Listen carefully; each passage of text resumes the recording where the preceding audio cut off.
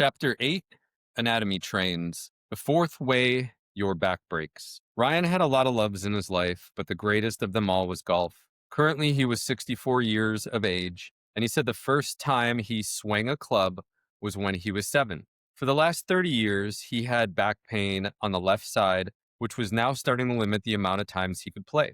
Being retired meant something different to him than that, so as other options failed to produce results, he was introduced to me by a friend. As we talked during our first session together, it came up that he can also barely turn his head to the left. When we look at golf, the first thing we see is it is a rotational sport. Being right-handed, you will twist right, swing using the left side of the back, and the next time you watch golf, watch their head after the follow-through. They are always crooked while watching the ball. Spend 40 years doing this, and you can already see where I'm going. When Ryan told me about the neck tightness, I knew I had an anatomy train issue going on. As we worked on his left side neck, he started to notice that the pain in his left side back was changing. There was a buzzing/warm feeling as the fascia was unfurling itself and blood was being introduced to dry tissue. We also had to work in the same hamstring and same calf. This is called the superficial back line. Anatomy Trains was developed by Thomas Myers, who did more than 60 dissections on cadavers, slicing tissue after tissue away to find that there are certain sets of muscles in the human body that are directly connected via fascia and tendon, in some cases from head to toe. These are two trains that love to produce back pain. Looking at figure A, we see the fascia descends pulling toward the heel, causing back pain. In figure B, it's the outer leg and glute that will stress out the opposite back. The first time I ever worked an anatomy train line was with a ballerina dancer who was having serious hip issues. Nothing I was doing was releasing her hip. It was about 2 or 3 sessions, actually. I kept thinking and meditating on the issue. I remembered reading about the lateral line in anatomy trains. I looked it up in the book and worked on every muscle Myers showed was connected. And what do you know? The hip finally released. This is what keeps other practitioners guessing and makes back pain a $100 billion industry. The body can be very tricky, very, very tricky at times, and you need to use many different techniques in order to figure out how the fascia tied itself up. If you go to an acupuncturist and your body doesn't respond, you now just flushed the money for that session down the drain because the acupuncturist can only offer you acupuncture. As silly as it sounds, I may use 3 different techniques just to release a painful wrist. Every body is not the same, does not respond to the same pressure, and in the case of back pain, as you can see, you need to identify the problem before you can work toward a solution. In this case, there are 2 anatomy trains associated with back pain. Read on to see if this is the case with you. Train number 1, the superficial back line. If you studied this photograph closely enough, it shows how the body, your body, has a fascial connection from the bottom of your feet to the top of your head. What does this mean from a pain standpoint? It means that foot pain can be connected to back pain. So can neck pain, calf pain, and hamstring pain. Pull a hamstring playing ball in college? Most people do. Back pain develops in 40 years? Connected? Yep. Maybe you ran track and tore a calf muscle or developed compartment syndrome training too hard. That's okay because you allegedly recovered by taking a couple months off. The problem is you never tended to the muscle tissue or fascia of that calf. It remained glued down, a literal anchor point for the superficial back line. And as you're enjoying your yoga class, you notice how your left hamstring is tighter. And one day while doing downward dog, you hear a loud pop in the left side of your back. Nobody would ever make the connection to the calf was the problem, right? Hopefully by now you are learning to not treat the symptoms. To open up fascial lines is long, tedious work, but can be done by anyone serious enough about getting out of pain. As you can see in this case, we literally have to work from your foot to your head on the affected side. I generally will start from top to bottom, but many of my clients have started from the ground up and have gotten great results. The order apparently does not matter to the fascia. The important part is that you need to hit every muscle during every session. So when we're looking at anatomy trains, we are still using the principles of fascia. Yes. Okay. The entire body is connected. The entire body is connected. That fact is never going to change. But what we have is pieces that are also working together independently of what fascia is doing. And this is the case in anatomy trains. So I implore you to Google this so you can look at pictures, all right? Especially the pictures that Thomas Myers has of him actually holding these fascial lines in the body in a cadaver. Okay, they're fascinating. But really, what it comes down to is that all muscle is connected to tendon. Tendon then connects to the bone.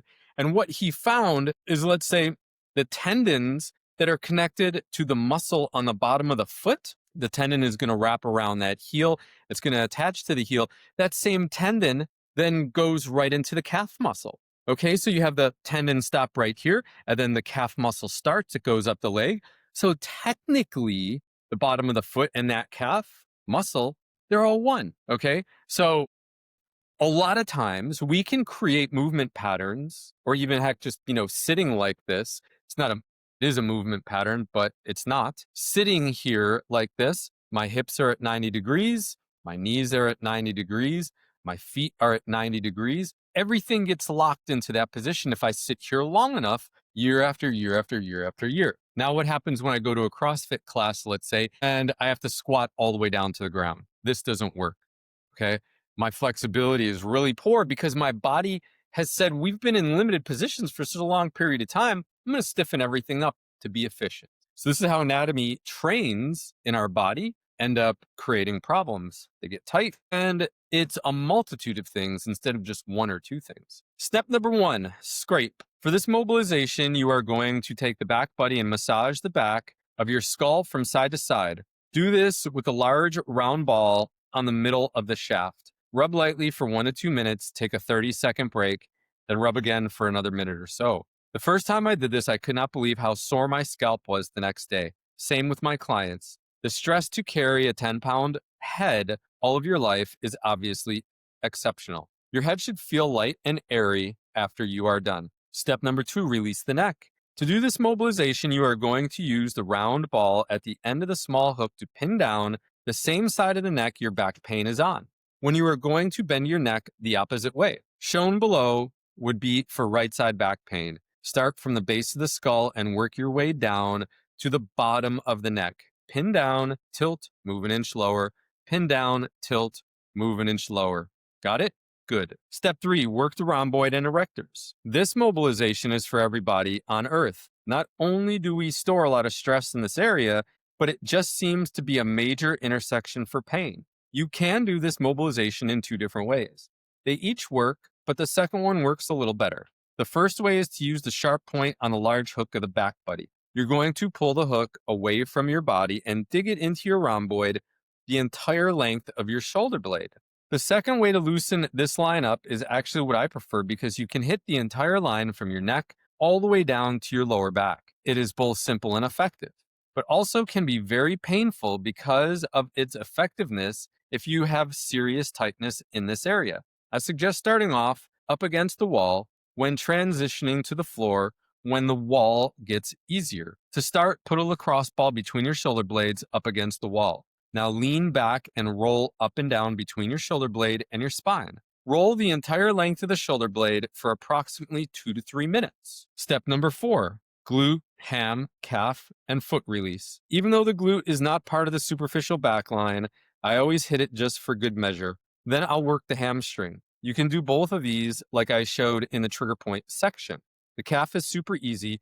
You just have to make sure when you are mobilizing it, your leg is up on a box or thick book so your foot is off the floor. Use a lacrosse ball and roll from your knee to your foot, making sure the foot is limp. If you do not relax the foot, you will not release the fascia. 2 to 3 minutes of pressure is ideal. Lastly, stand up and roll the ball aggressively on the bottom of your foot by stepping on it and rolling back and forth. Line number 2, the functional back line. The back functional line should be very familiar to you by now. This is because it is the X pattern I spoke about earlier in the book, with one exception. The main culprit in the X pattern is the glute, while the main culprit in the back functional line is the vastus lateralis, which is a quad muscle. Read that again for me, please, and let that sink in deep. Your back may be hurting because the outside of your leg has tightness in it. The first time I encountered this problem was with a young kid who taught scuba diving for a living. One day, while working, one of the customers was trying to help him unload the boat and swung one of the tanks around too quick, hitting him in the outside of his leg, giving him a massive Charlie horse. He thought nothing of it because who hasn't had a Charlie horse before, right? The first 2 sessions I had with him were very frustrating. I worked the glutes, the hamstrings, the lower back. I made sure he was in alignment perfectly. We stretched the hips next, and that's when I found the fascial restriction. His right leg had about half the external rotation of his left leg. So I started up and down the right leg, and that's when I found a brick-like adhesion halfway down in the vastus lateralis. As I applied pressure, the pain was radiating intensely into his left lower back where he was having the symptoms. Even though I have only found this in 3 people so far, it had to be included here. I marveled at how the body works and still do every day. I mean, would you or would you not throw punch me if you came to me with excruciating lower back pain and with my honest, most serious face told you it was your leg that was the problem, not your back? But I digress. Step number 1, loosen the entire glute first. Hit the glute medius, glute minimus, and glute maximus for 2 minutes each with a lacrosse ball as I showed in earlier sections. Pay attention when on the minimus to see if there is pain radiating down the leg into the quad. Step 2, rake the outside of your leg.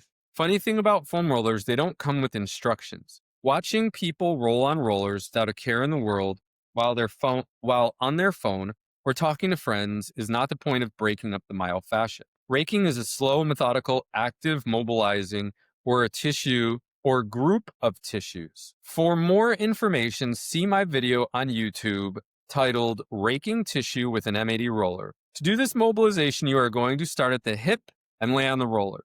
You are then going to slowly roll the fascia down your knee, then return quickly back to your hip. Repeat the process for 2 to 3 minutes, stopping if you hit any lumps, bumps, or painful areas. Here's a direct link to the video. It's on YouTube. Lastly, as the adhesion starts to break up, the foam roller will become obsolete. At that point, you will want to switch over to using a softball. Same principles apply. Rake the tissue slowly on the way down, then return up quickly. Same 2 to 3 minutes. Try not to sweat. It's going to be painful. You got to love it and breathe through it. Step number 3, roll the symptomatic side of the back. The last part of this is to roll on the symptomatic side of the back from the hip up onto the lat, right underneath your armpit.